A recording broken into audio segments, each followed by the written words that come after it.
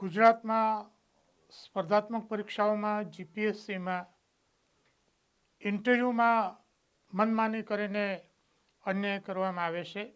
તો ક્લાસ 3 અને 4ની જે જગ્યાઓ છે એ જગ્યાઓમાં એના આરઆર એ પ્રકારના કરીને, અભ્યાસક્રમ એ પ્રકારનો કરીને કે પછી એનું વેઇટેજ એ પ્રકારનું કરીને વંચિતોનો જે વર્ગ છે એને અન્યાય કરવાનું કારસ્તાન ચાલી રહ્યું છે. મિત્રો, પોલીસ કોન્સ્ટેબલ અને પીએસઆઈની પરીક્ષામાં આવા 2 કારસ્તાન અંગેના વિડીયો આપણે અગાઉ સોશિયલ મીડિયામાં મૂક્યા છે. આજે આપણે ત્રીજો આવો જે મુદ્દો છે 40%ની જોગવાઈ એ અંગેની આજે આપણે વાત કરીશું. નમસ્કાર મિત્રો, અક્ષર અકાદમીના ઓનલાઈન પ્લેટફોર્મ પર હું પ્રોફેસર ડૉક્ટર બી.સી. રાઠોડ આપનું સ્વાગત કરું છું. મિત્રો, જે રીતે અન્યાય થઈ રહ્યો છે એ તમારે પૂરેપૂરું સમજવું હોય તો વિડીયો શરૂઆતથી અંત સુધી તમે જોશો તો તમને સમજાઈ જશે. અને આ વિડીયો જોયા પછી વધુમાં વધુ લોકોને તમે શેર કરજો. જોઈએ હવે વિગતો આપણે 40%ની જે જોગવાઈઓ છે એના વિશે આપણે જોઈશું.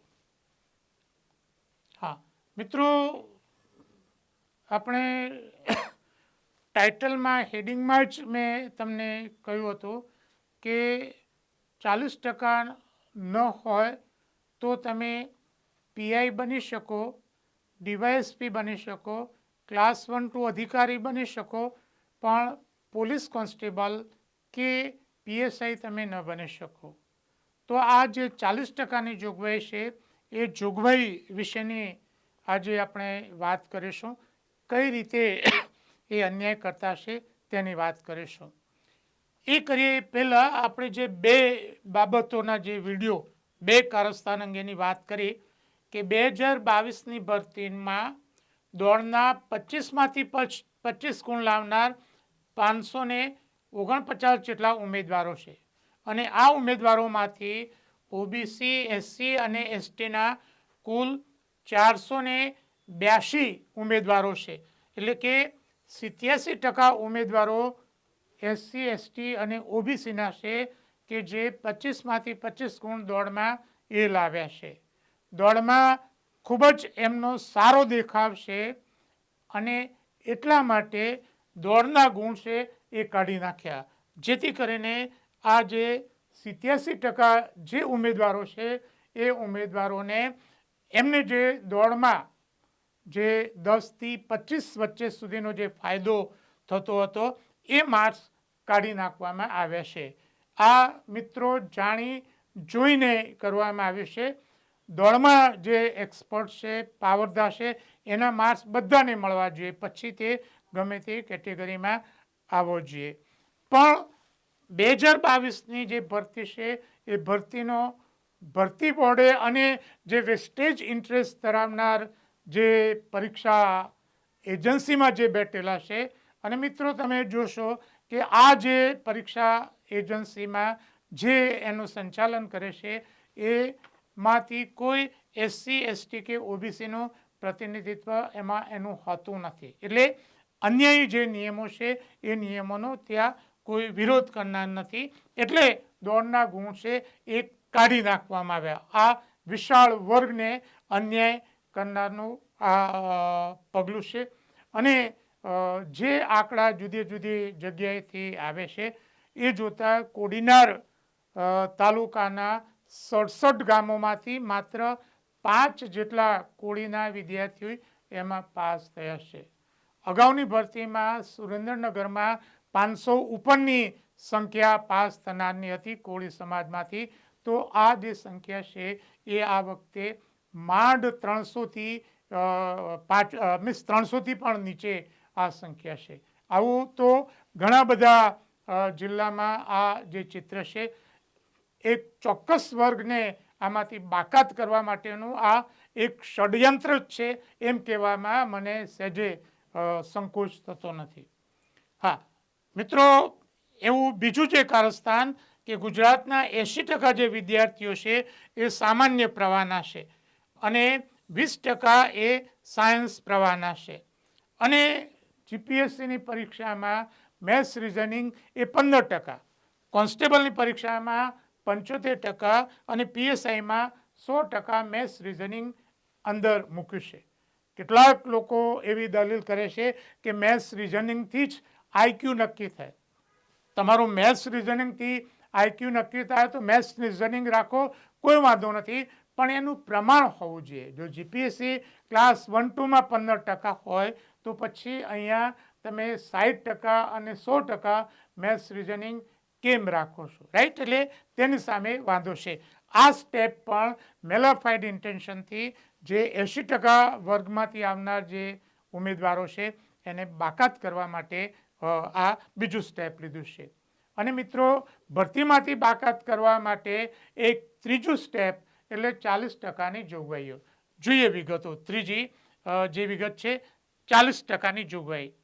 મિત્રો, 40%ની જોગવાઈમાં એવું કરવામાં આવ્યું છે કે કોન્સ્ટેબલનું જે પેપર છે એ પેપરને 2 પાર્ટમાં વહેંચવામાં આવ્યું છે. પાર્ટ 1 કે જે 80 ગુણનું, 60 માર્ક્સનું મેથ્સ રિઝનિંગ, 20 માર્ક્સનું ગુજરાતી ભાષાનું કોમ્પ્રિહેન્શન. એટલે કે પાર્ટ એ અને પાર્ટ બી 120 માર્ક્સનો, બંનેમાં 40% લાવવાના. પીએસઆઈનું જે પેપર છે એમાં પેપર 1માં પણ 2 ભાગ કર્યા છે. પાર્ટ એ 100 માર્ક્સનું મેથ્સ રિઝનિંગ, એમાં 40%, અને પાર્ટ બી જે 100 માર્ક્સનું જીકે છે એમાં 40%, અને પેપર 2માં પણ 40%. રેવન્યુ તલાટીની જે મુખ્ય પરીક્ષા છે એ ત્રણેય પેપરમાં 40%. સીસીઈની જે પરીક્ષા છે એમાં પણ આ જ રીતે જે મુખ્ય પરીક્ષામાં 40%. વધુમાં મિત્રો, વાયરમેનમાં 100 માર્ક્સનું મેથ્સ રિઝનિંગ અને એમાં પણ 40% લાવવા ફરજિયાત છે. એટલે કે આ 40%ની જોગવાઈ આ જુદી જુદી પરીક્ષામાં કરવામાં આવીશ. હા, હવે મિત્રો, આ મુદ્દા જે છે આપણે જોઈએ, અહીંયા જોયું છે કે પાર્ટ 1માં 40% અને પાર્ટ 2માં 40% હોય તો જ વિદ્યાર્થી એ મેરિટમાં આવી શકે. એ જ રીતે પીએસઆઈમાં પેપર 1માં પાર્ટ 1માં 40%, પાર્ટ 2માં 40% હોય તો જ પાર્ટ 2 જોવાશે, અને પાર્ટ 2 જે પેપર છે ડિસ્ક્રિપ્ટિવનું એમાં પણ 40%. હવે મિનિમમ કટ ઓફનું ધોરણ પ્રિલિમમાં હોઈ શકે, ફાઇનલ આખરી પરીક્ષામાં નહીં. તમારે જે 40%નું જે જોગવાઈ છે, સામાન્ય સિદ્ધાંત એવો છે કે જે મિનિમમ કટ ઓફનું માર્ક છે એ તમે પ્રિલિમમાં હોઈ શકે, આખરી પરીક્ષામાં, ફાઇનલ પરીક્ષામાં કટ ઓફનું ધોરણ એ ખરેખર તો ન હોવું જોઈએ. હું તમને ઉદાહરણ આપું કે 2023માં આ જ હસમુખ પટેલ દ્વારા જે તલાટીની જે પરીક્ષા લેવાઈ હતી, તો પેપર એટલું બધું કઠિન કાઢવામાં આવ્યું હતું કે જનરલ ભાઈઓ સિવાય બધાનું મેરિટ 40%થી નીચે ગયું હતું. આખરી જે મેરિટ છે એમાં 40%થી નીચે ગયું હતું. એટલે આ વસ્તુ છે એ આપણે એમાં જોઈએ. અને એક બીજો પરિપત્ર છે એની વાત હું પછી કરું છું. મામલતદાર, ડીવાયએસઓ, જીપીએસસી 1-2, યુપીએસસીની ફાઇનલ પરીક્ષામાં મિનિમમ મેરિટનું કોઈ ધોરણ નથી.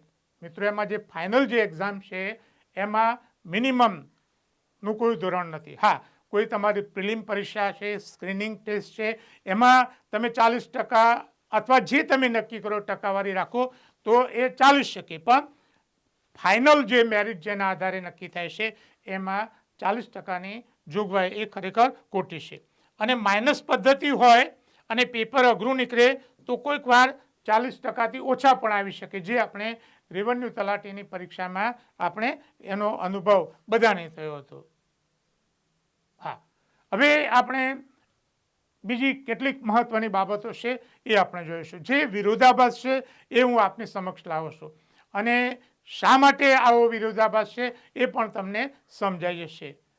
જીપીએસસીનો મિત્રો 31/3/2018નો લઘુત્તમ લાયકી ધોરણ કાઢી નાખવાનું પરિપત્ર છે. મિત્રો, મારી પાસે આ પરિપત્ર છે, તારીખ 31/3/2018નો પરિપત્ર છે. મિત્રો, આ જીપીએસસીના પરિપત્રમાં કઈ વિગત છે એ વિગત હું તમને કહું અને એમાંથી થોડોક ભાગ હું આપને વાંચી પણ સંભળાવીશ.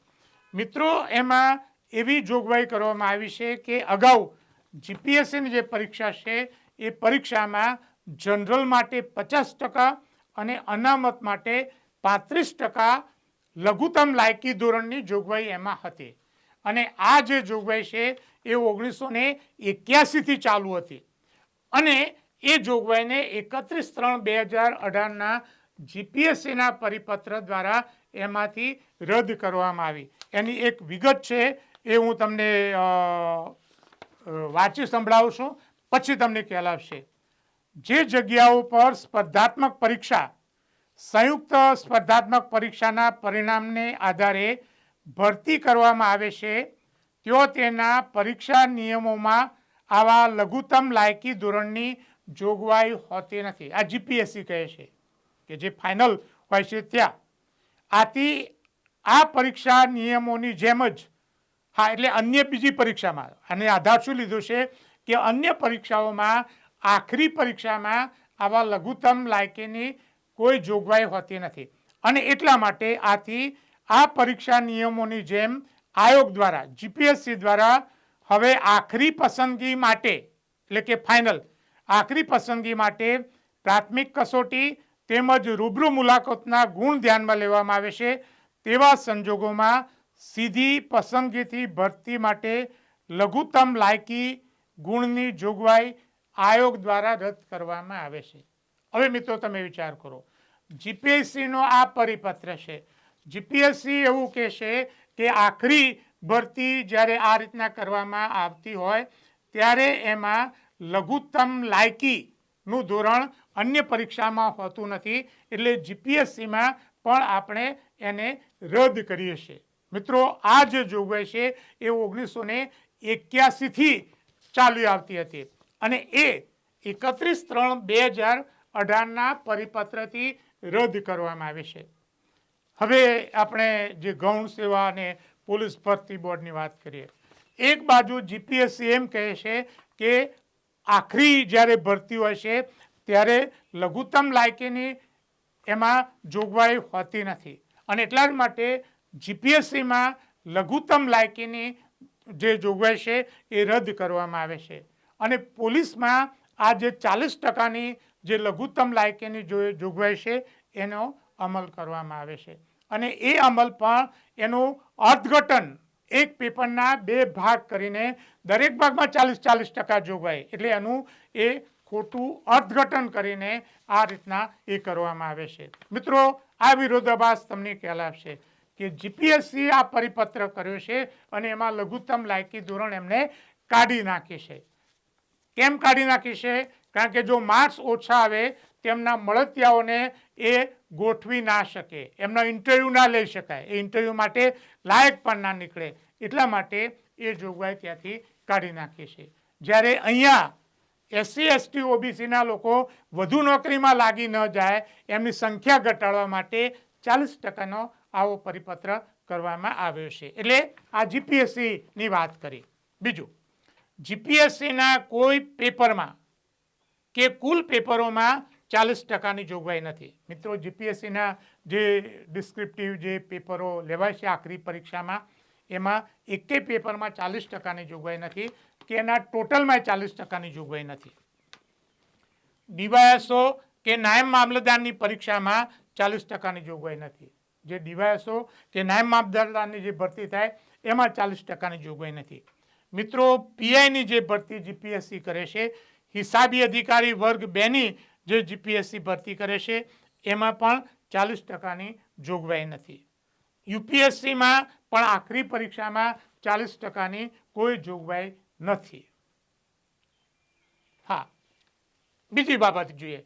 મિત્રો, સ્ટાફ સિલેક્શન કમિશનની 10+12 એટલે કે 10મા અને 12મા ધોરણના બેઝ ઉપર જે પરીક્ષા લેવાય છે તે અને સ્નાતક ગ્રેજ્યુએટ કક્ષાની જે પરીક્ષા લેવાય છે એમાં લઘુત્તમ લાયકી ધોરણ નક્કી કરવામાં આવ્યું છે. શું છે લઘુત્તમ લાયકી ધોરણ? જનરલ માટે 30%, એમાં જનરલ માટે 30% છે. ઈડબ્લ્યુએસ અને ઓબીસી માટે 25% છે. ઈડબ્લ્યુએસ અને ઓબીસી માટે એમાં 25% છે, એસટી એસસી અને દિવ્યાંગ માટે 20% છે, જ્યારે ગુજરાતમાં બધા માટે 40% છે. ગુજરાતમાં બધા માટે 40% છે. આપણે એવું નથી કહેતા કે માત્ર ઓબીસીની 25% કરો અને એસસી એસટી અને દિવ્યાંગોની 20% કરો. આપણે એવું પણ કહીએ છીએ કે ઈડબ્લ્યુએસ છે એની પણ લઘુત્તમ લાયકી 25 કરો, જે સ્ટાફ સિલેક્શનમાં છે. સ્ટાફ સિલેક્શન એ કેન્દ્ર લેવલની જે ભરતી છે, આખા દેશમાં જે ભરતી ચાલે છે, ત્યાં જો જોગવાઈ આ પ્રકારે હોય તો ગુજરાતમાં કેમ નહીં? કારણ કે ગુજરાતમાં તમે 40%ની જોગવાઈથી અમુક વર્ગને તમે બાકાત કરવા માગો છો. એ વર્ગના ઓપન મેરિટમાં ના આવે એટલા માટે તમે આ રીતના 40%ની જોગવાઈનો અમલ કરો છો. અને એટલું નહીં કે એક તબક્કે કે પ્રિલિમ કે મુખ્ય પરીક્ષામાં, પ્રિલિમમાં પણ તમે એક પેપરના 2 ભાગ પાડીને 40% અને એમાંય પાછું મેથ્સ રિઝનિંગ. મિત્રો, મેથ્સ રિઝનિંગ કે બધાને આવડે નહીં. ઘણા લોકો કહેશે કે વ્યક્તિની આવડત મેથ્સ રિઝનિંગથી જ નક્કી થાય. એવું નથી કે માત્ર maths reasoning, multi dimensional personality વ્યક્તિની હોય છે. અને એ જે બાબત છે, એક વિષયમાં નિષ્ણાત હોય, બીજા વિષયમાં નિષ્ણાત ન હોઈ શકે. અને જો તમારે પછી ભરતી આ રીતના જ કરવી હોય તો જાહેરાતમાં સ્પષ્ટ લખો કે આમાં 12 સાયન્સવાળાએ જ ભરવું, આમાં બીએસસી થયેલા કે પછી જે એન્જિનિયરિંગ લાઈનના છે એમને જ ફોર્મ ભરવા, બીજાએ ભરવા નહીં, તો બીજા ભરશે નહીં. તમે જો ભરતીની જે જોગવાઈ છે એમાં એમ લખો છો કે તમામ ફેકલ્ટીના આમાં ભરી શકશે, તો તમામ ફેકલ્ટીનું તમારે લક્ષ્યમાં ધ્યાનમાં રાખવું જોઈએ. માત્ર પછી તમે સાયન્સને જ ધ્યાનમાં રાખીને એ કરો છો, એ ખોટું છે. બીજી બાબત, બંધારણની કલમ 335ની એસસી અને એસટીની જે જોગવાઈ છે એનો આ ભંગ છે. મિત્રો, બંધારણની આ જે કલમ છે એ કલમમાં એવી જોગવાઈ છે કે એસસી અને એસટીની બાબતમાં ભરતી અંગે એનું જે ધોરણ છે એ નીચું લાવી શકાશે અને ઇવન મૂલ્યાંકન, એના અસેસમેન્ટના ધોરણો પણ હળવા કરી શકાશે, એ જોગવાઈ છે. આ જોતા એ આ બંધારણની કલમનો એ ભંગ કહી શકાય. અને આના લીધે ઘણી બધી જગ્યાએ આદિવાસીની જગ્યાઓ ખાલી પણ રહી જતી હોય છે. બીજી વાત, જો 40% ના હોય તો તમે પીઆઈ કે ડીવાયએસપી બની શકો, ક્લાસ 1-2 અધિકારી તમે બની શકો, પણ તમે કોન્સ્ટેબલ કે પીએસઆઈ તમે ના બની શકો. પીઆઈ બનવા માટે 40%નું કોઈ બંધન નથી, ડીવાયએસપી બનવા માટે 40%નું કોઈ બંધન નથી, પણ કોન્સ્ટેબલ બનવા માટે, પીએસઆઈ બનવા માટે 40% જોઈએ. અને મિત્રો, આના હું તમને ઉદાહરણ આપીશ. મિત્રો, એક વસ્તુ તમે ધ્યાનમાં રાખો કે બીસી રાઠોડ જે બોલે છે એ જુદી જુદી પરીક્ષાના જે રિઝલ્ટ છે એના આધારે બોલે છે. એટલે આપણે પ્રૂફ અને પુરાવા સાથે વાત કરીએ છીએ. જેને ખોટું લાગવું હોય એની સાથે મને કોઈ વાંધો નથી. આપણે જે વાત છે એ આધાર પુરાવા સાથે બોલીએ છીએ. જોઈએ વિડીયો. મિત્રો, 2021-22ની જે ભરતી હતી એનું પરિણામ 8/11/2023ના રોજ આવ્યું. વર્ગ 1-2, જીપીએસસી વર્ગ 1-2ની ભરતી હતી. પસંદ થયેલા 183 ઉમેદવારો, ક્લાસ 1-2માં પસંદ થયેલા કેટલા ઉમેદવારો છે? 183. અને 183માંથી 21 ઉમેદવારો એવા છે કે જેના માર્ક્સ 40%થી ઓછા છે. તમે વિચાર કરો, 21 જેટલા અધિકારીઓ એ ક્લાસ 1-2 બની જાય, 40% ના હોય તો પણ કોન્સ્ટેબલ તમે ના બની શકો. રાઈટ, આ વસ્તુ છે. હા, અને એમાં આપણે વિગત જોઈએ. મેં ખાલી એક ઉદાહરણ લખ્યું છે કે 183માં રિઝલ્ટમાં 183માં ક્રમાંકે આવનાર જે ઉમેદવાર છે એની ટકાવારી 36.75, 40%થી ઓછા. આપણે એમનું નામ નથી દેવું. અને બીજું કે એની ભરતી ક્લાસ 1માં થઈ. તમે જુઓ કે 36.75% લાવનાર વ્યક્તિ એની ભરતી ક્લાસ 1માંથી, એ જ પ્રમાણે 37.2% લાવનાર, 38.27% લાવનાર એની ભરતી પણ ડીવાયએસપી તરીકે ક્લાસ 1-2 તરીકે એની ભરતી ત્યાં થઈ છે. જ્યારે અહીંયા 40% ન હોય તો કોન્સ્ટેબલ ના બની શકો.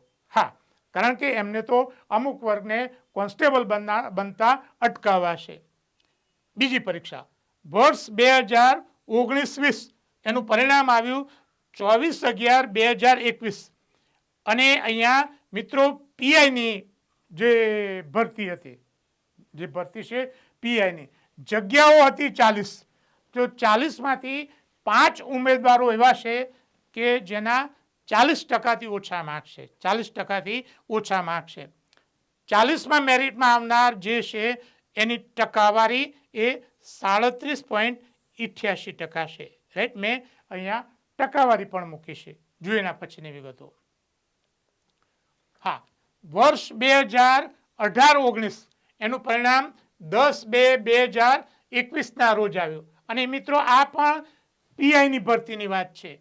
60 જગ્યાઓ હતી અને આ 60 જગ્યાઓમાંથી 16 ઉમેદવારો એવા છે કે જેના માર્ક્સ 40%થી ઓછા છે.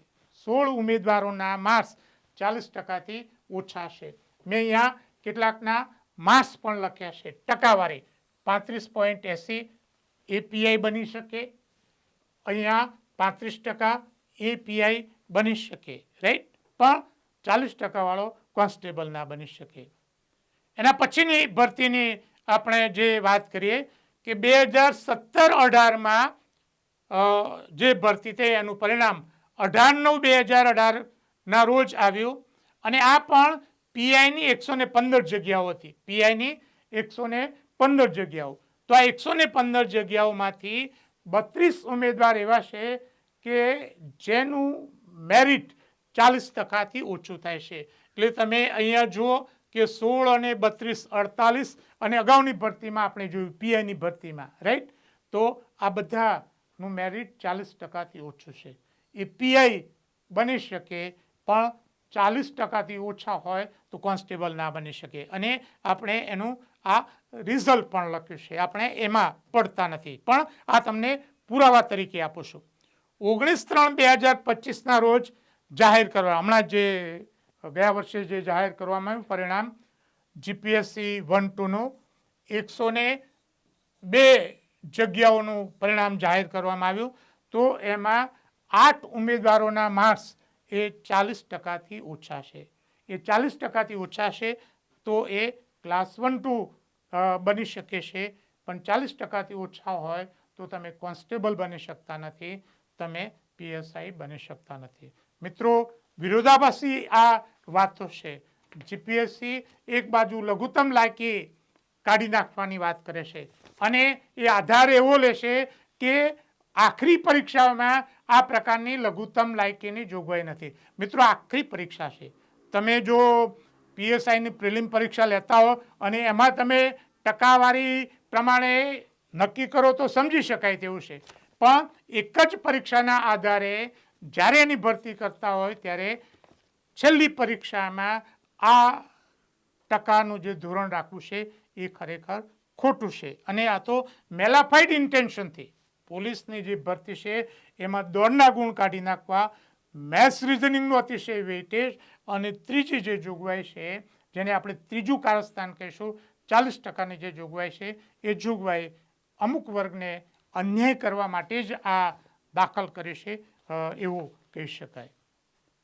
હા મિત્રો, આ અન્યાય અંગે ગુજરાતના કેટલાક પ્રતિષ્ઠિત મહાનુભાવોએ રજૂઆત કરી છે. અહીંયા